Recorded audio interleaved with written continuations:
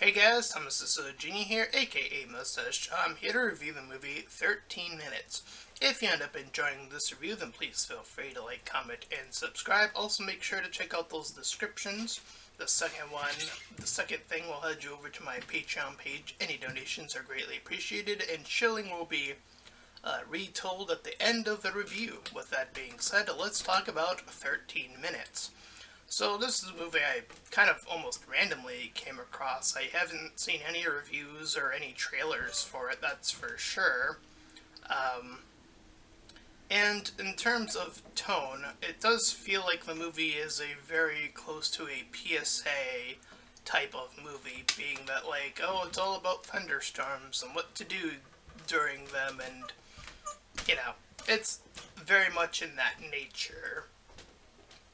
With that, we follow a crew of characters, quite a bundle of them, in fact, and we sort of transferred a set of characters to set of characters to follow their little mini-dramas as they're prepping up for this sudden thunderstorm / hurricane, or whatever you want to call it.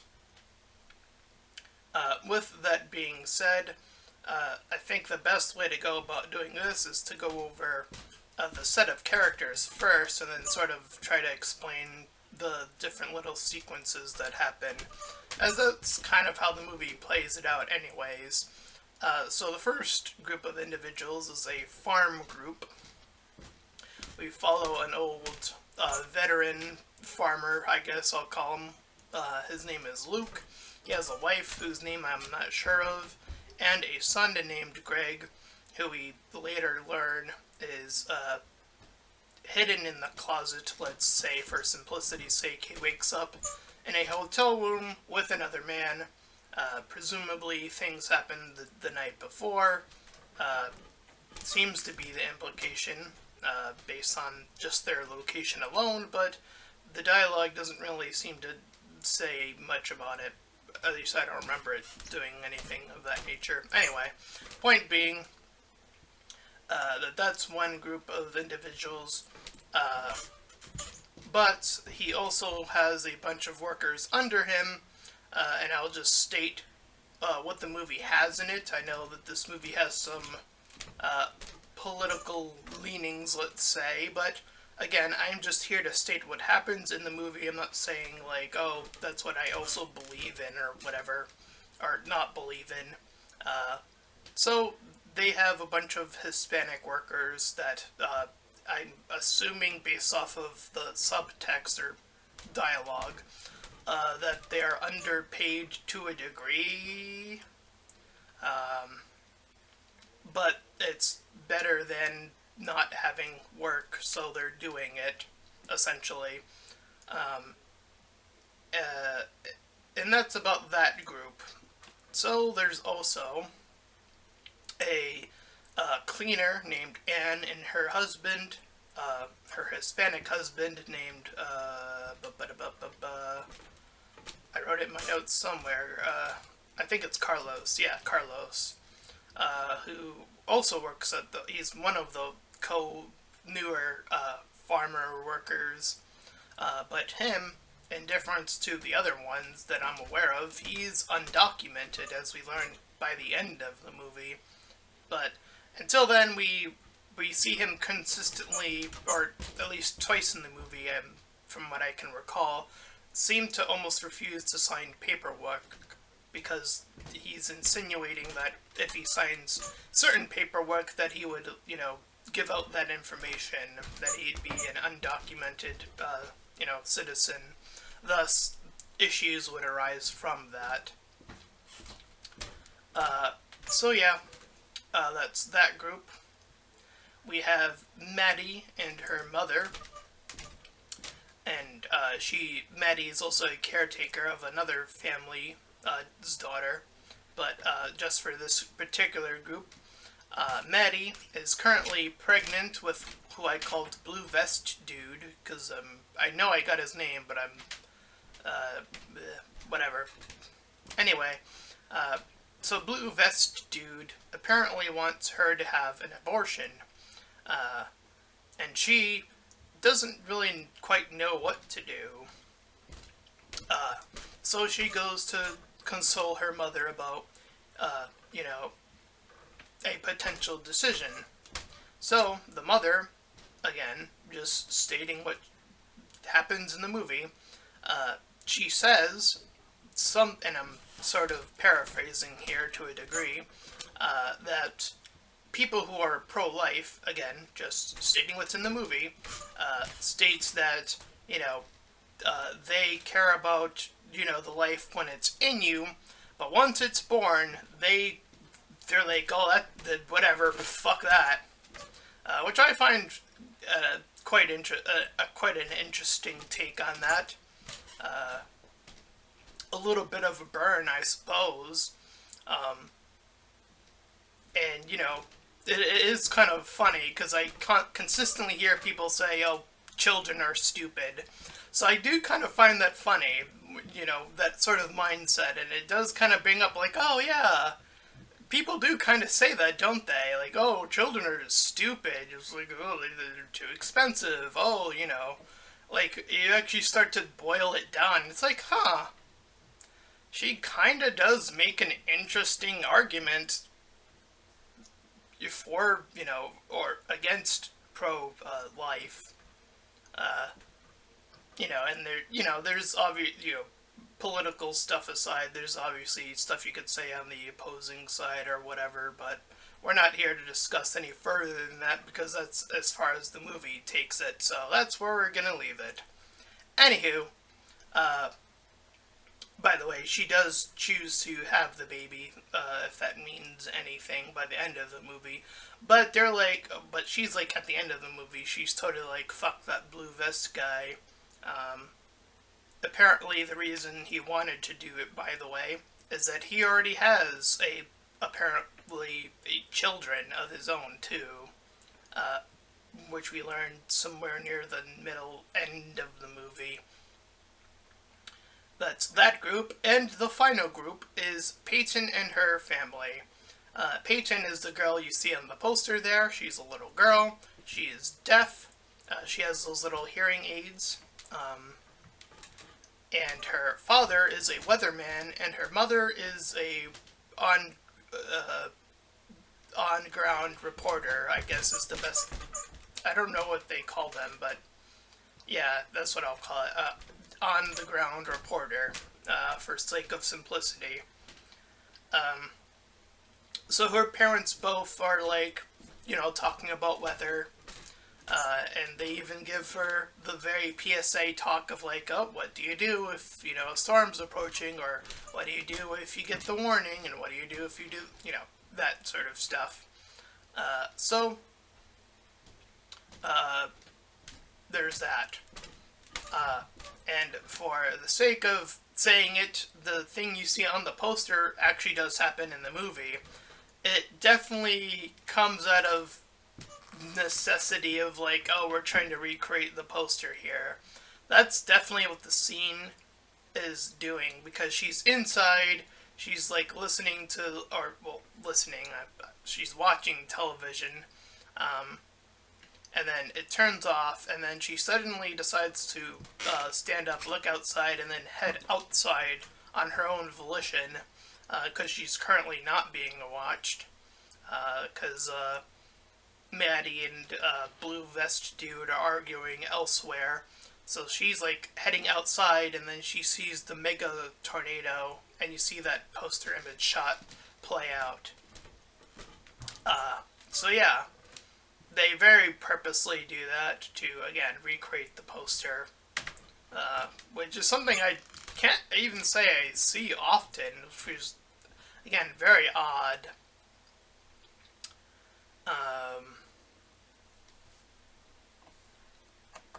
So yeah, those are our groups, and the movie does, the first section of it does a long haul of introducing these characters and their little mini dramas. Let's see,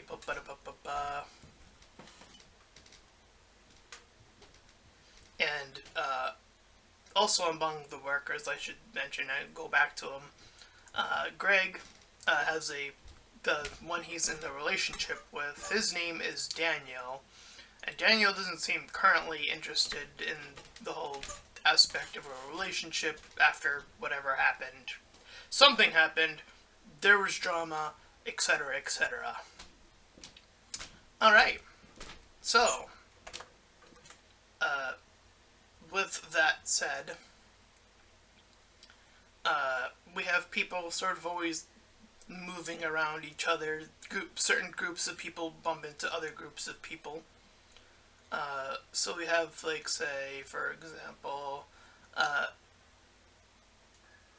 Anna, who's the Hispanic wife, enters the barber shop and comes across, say, Maddie and her group. It's a very small-ish town, I think, from what I can tell.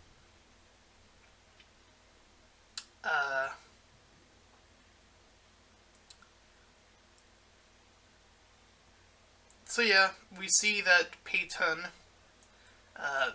in the middle of ish, before like the storm is starting, playing with some kids, playing hide and seek. Sure, her little pieces, her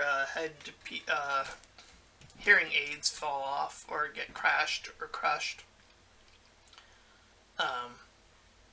So we have that to worry about because that does affect the third act of the movie. So little bits and pieces of like things unfolding are these little mini dramas are like sort of again doing their little bits. Nothing too crazy, I would say. Pretty simplistic stuff in terms of drama. Anyway.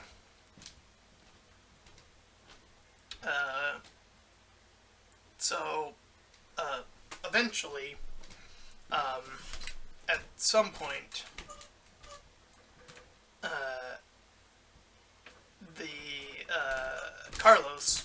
trying to remember their names, and Anne, they're both driving and they both bump into each other, and she tells him about the news about, like, she's gonna buy a house or something, and he tells her that he has the new job, again, working for the farm group.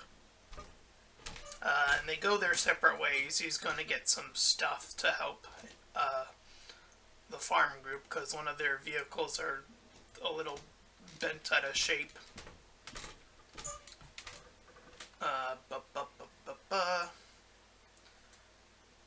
And this middle part is, again, where I mentioned the whole pregnancy thing. Let's see. The mother of Peyton is Kim, and she's constantly calling Maddie, the babysitter, to keep updates and all that good stuff. I'm just trying to scroll my notes here. But eventually Peyton is picked up, but she doesn't have, again, her things are broken.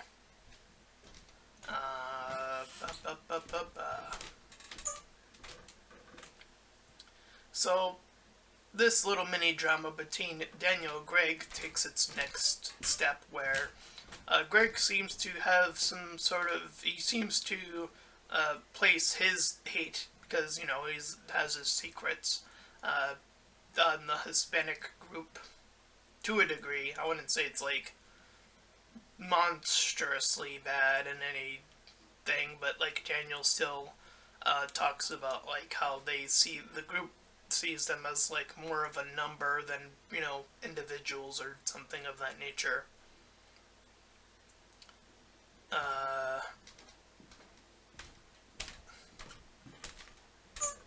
This is where we learn of the Vest Man not wanting a third child.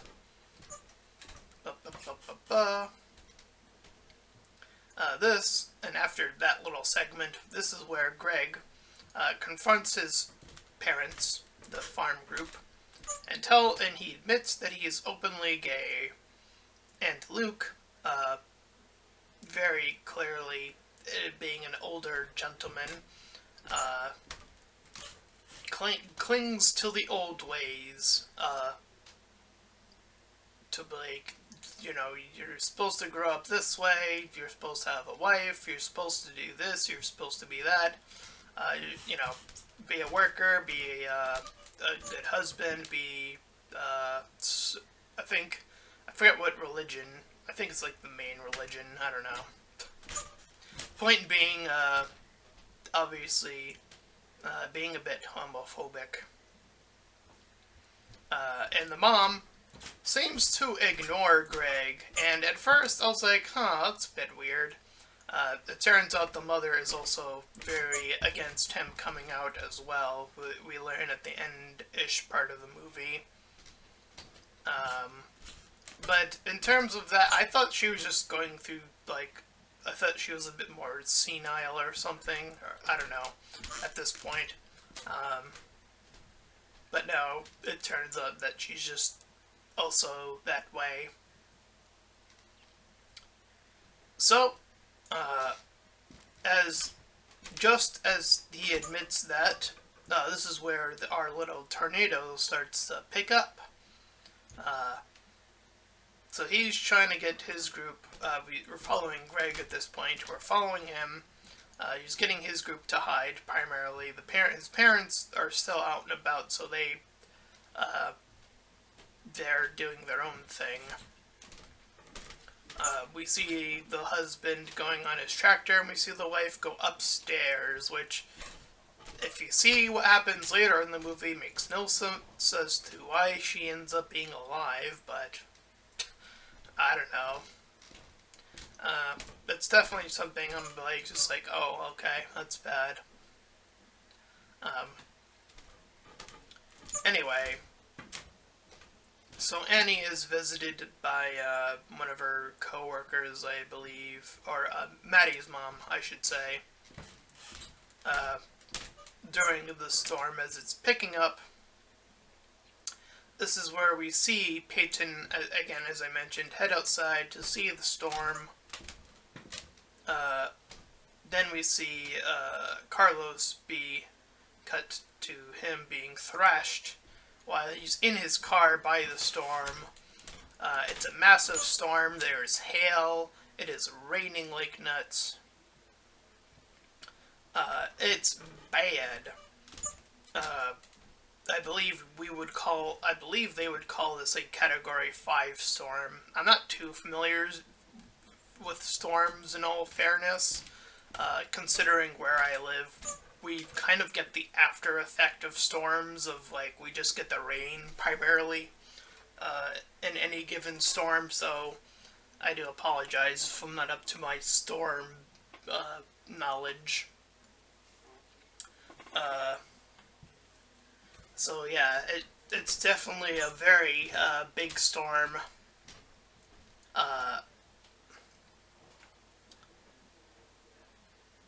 So yeah, the husband gets caught in his car in there.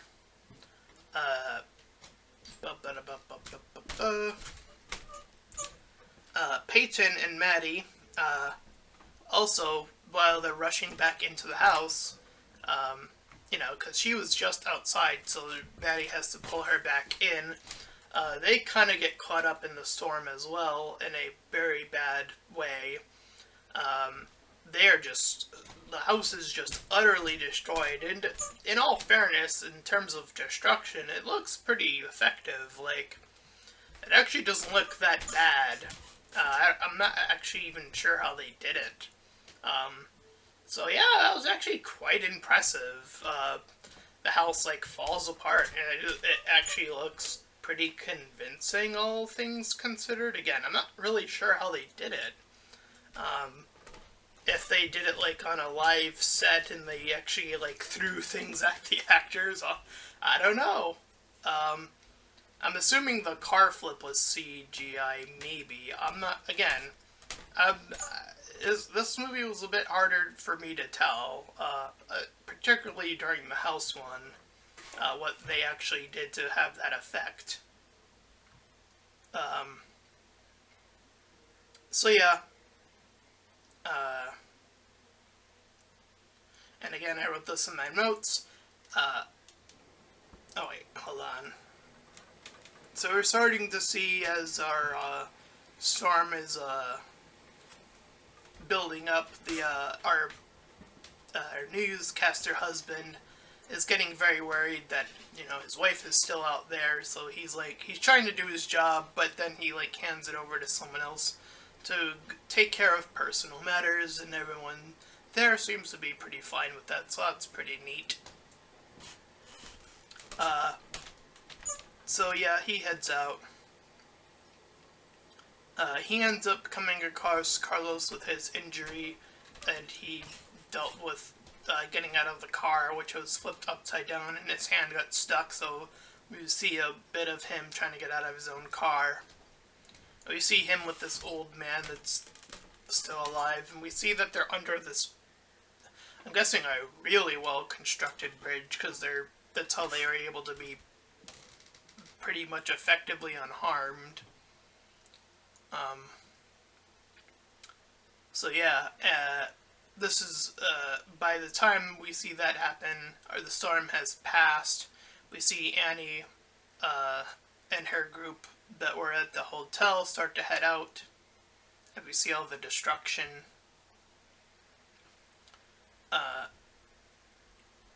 And people are starting to look for each other at this point. Again, Greg's mom is somehow okay, and then they find his father, and he's pretty much unconscious. So, even though his dad was all old man stuff, Greg, still out of the passion of trying to be good, a good person, still decides to help his dad. Does so successfully, mind you, and they get on their way. Meanwhile, Anna, while out and about in the wreckage, hears a baby, finds Maddie as well. So they get some people to help out there. And, I would believe, based after, such destruction, if you have, a set of people around and you're like, hey, there's someone over here, I do believe that people would be like, yeah, we're gonna help out. I honestly do humbly believe that people have the capacity to be that good, especially after a crisis of this magnitude. So yeah, it is a pleasantry to see people sort of band together, and you don't know who these people are, but they're just helping out. They're being good civilians and good, all that good stuff. So there's some neat stuff that I believe. Anyway. But as we see people are being, helped out, the vest guy is still around. He hid in a tub, so he was fine. He kind of is looking around as well. But Peyton is still missing, because she was with Maddie. Maddie got found, but Peyton was still under the house. And the house she's currently under has the little sparks hitting, or about to hit the water. And she's again under there without, her hearing aids or anything of that nature. So she's in a bit of a bind currently. We see, again, more people helping out each other. The weather husband helping out the Hispanic husband when he arrives to that group in particular. Helps the people under the bridge. Eventually, Peyton's mother is told of the situation. She goes out to go find Peyton herself. We see Blue Vestman's last approach to Maddie when she's in the hospital truck. She wakes up and she's like, go get me some water. She seems like she's putting on a very convincing, yeah, you can stick around. But the moment he leaves, he tells her mom, who's with her currently, to close the door and to, just, take care of that. And by the time he comes back, of course they are gone. This is where, with Carlos being injured, where his undocumented nature does come up. A woman comes up to Anne, who they finally reconnect as well.